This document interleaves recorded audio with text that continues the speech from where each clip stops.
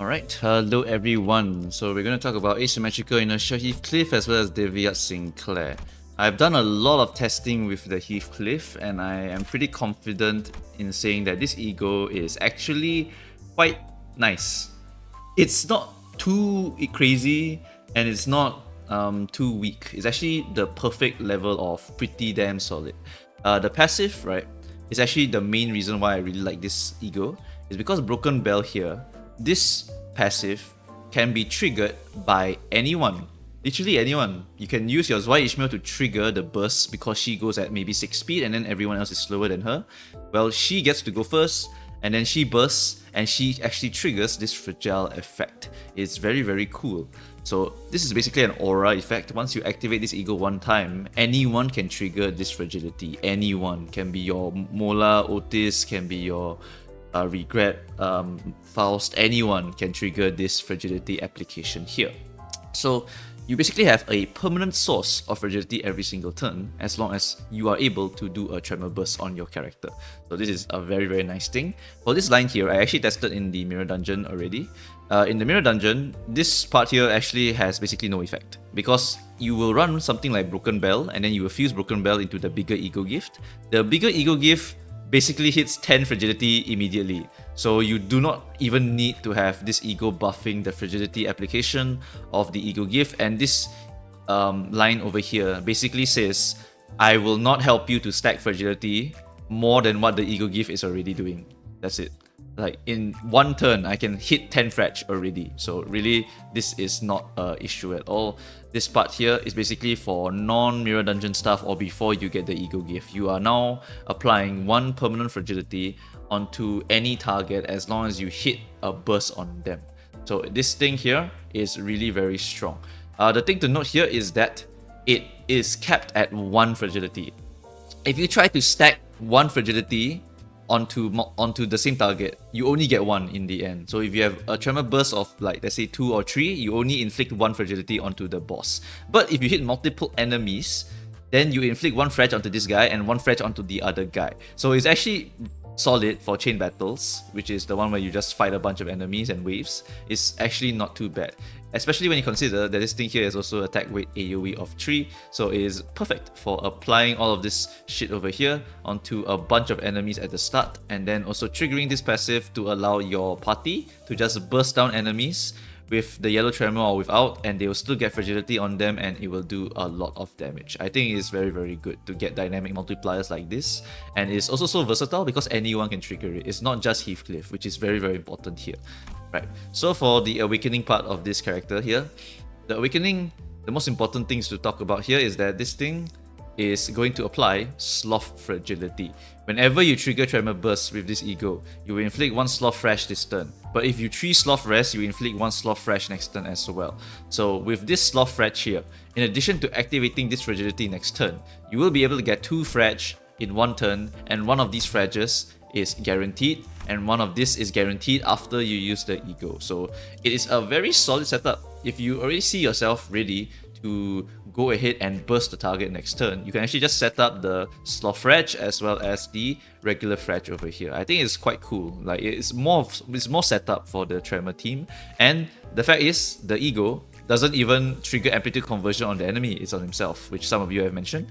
This Tremor clockworking is good that it applies to himself, because that means you're not polluting the yellow and white combo, right? You are only applying this to yourself, and this is only a benefit because you consume Tremor count on yourself to inflict one more potency or count. And Ufi Cliff definitely needs that because he is very shit without this buff over here. So yes, this ego is to buff a weak ID, but at the same time, it has such a cool effect here, I'm willing to take it because it is actually quite solid. You have a triple AoE 26, I think, yeah, 26 or 24, and you also get a bunch of tremor count from here, and then you also get additional application for your potency and count over here, and I believe it even affects your ego, so you actually get to apply all this stuff over here. Ideally, you try to get the hit, but if you don't get the hit, you're still getting some additional tremor count. I mean, sure, why not?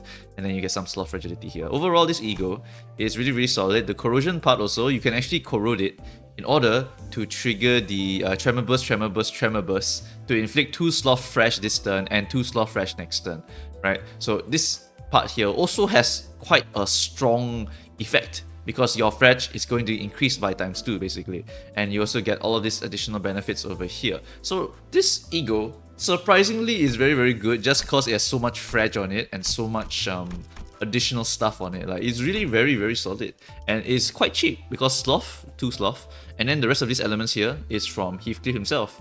And you can also get quite a lot of pride from the Zoya Ishmael, can get quite a lot of gloom from... Actually, I don't remember where the gloom is from right now, but envy you can get from Ufi Heathcliff pretty easily. Right, so basically what I'm saying is that this ego is actually pretty solid, and I think Ufi Heathcliff you can definitely run with this entire team, honestly. Like, what my current team I'm using with this ego is going to be this one, and then 1, 2, 3, 4, 5, 6, and that would mean I run 6 3 stars instead of any of the 2 stars, and instead the 2 stars are used for the passive effects. So I can give additional tremor count using Ryoshu to maybe like regret, or maybe like even Ufi Heathcliff, like why not, right? And then I have tremor burst, defense level down, I have additional application of potency with this one, and so on and so forth. Really, it's quite solid, and this team count is very comfortable because Ufi Heathcliff has solid clashing. He has mediocre potency and count application, but he has very solid clashing. And so because of this, I really only have one really weak character in terms of clashing, but her potency and her bursting is pretty okay. So yeah, I will still use her, and then it will just be like, use this character to apply the yellow, and then use this ego here to enable fragility, and then when I'm ready for a big burst turn, maybe I corrode the ego, and then so on and so forth, right? Like, there's a lot of setup you can do with this team comp, and I find it very fun. Whether it's like meta for speedruns and whatnot, I'm not too sure lah. But this is a really fun combo to go and use. Really, just go ahead and try it. I like this ego a lot. It is very good. Alright, so that is it for this ego. Let's finally talk about Devyat Sinclair, who is basically what I expected out of him. So, 2 issues with this character. Opportunity cost, you have to not use Talisman Sinclair. Really shit already, right? Because Rupture right now is actually in its prime with Talisman Sinclair with Devyat Rodion. Like, you can get 4 Resonance, Gluttony, and then Devyat Rodion, 1, 2, 3, bam, you are 15 potency and 3 Rupture count, congratulations, you are online in 1 turn. It's 1 turn, that's a 1 turn combo, right? So opportunity cost, very painful already. The next thing, this character is giving me defense level down in a Rupture team. Hello? I'm doing true damage, so why do I need this? Like, this team comp's shtick is that we are here to punch the Rupture multiple times and not consume it. And instead of doing that game plan, you decided, yeah, let's do defense level down. Not a good look. And on top of that, consume Rupture count. Consume Rupture count is still here, right? So even though the Rupture count application of this character is solid, it has 2 Rupture count here by default, which means that this 2 coiner is going to be neutral Rupture count. The +1 Rupture count here at 15, it makes it +1. Skill 2 is going to be +2/+2, only at 15. So before 15, you are still -3 Rupture count. But afterwards, you are now +1 Rupture count. And for skill 3, depending on your career stacks, you could be positive or slightly negative, depending on how much career trunks you have. Same for the potency here. So, yes, the Rupture count is good. But once you hit condition, you are now hella negative. You are -3, you are -3, you are -2. There's no way you can save this character, because this skill does not inflict Rupture count with on hit. Like, why? Why did you do this? Like, if they just remove this line, I could totally use this character. He will be so strong. It will actually be a viable option to replace Talisman.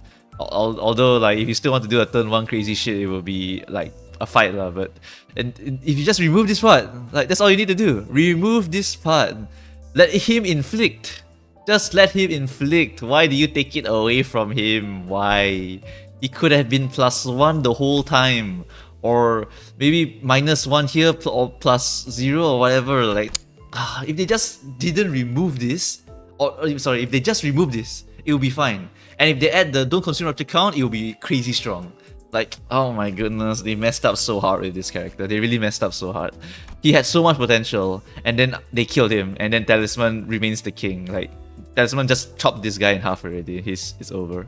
The only good things I can say about this character is the coin power, the Unga Bunga part of this character is still really solid. So yeah, your skill 1, really solid clashing power with the coin power plus and whatnot, coin power plus and whatnot, coin power plus and whatnot. Like, yeah, this character, Unga Bunga wise, totally can use. It's just the Rupture team, he is not worth it. He's really not worth it.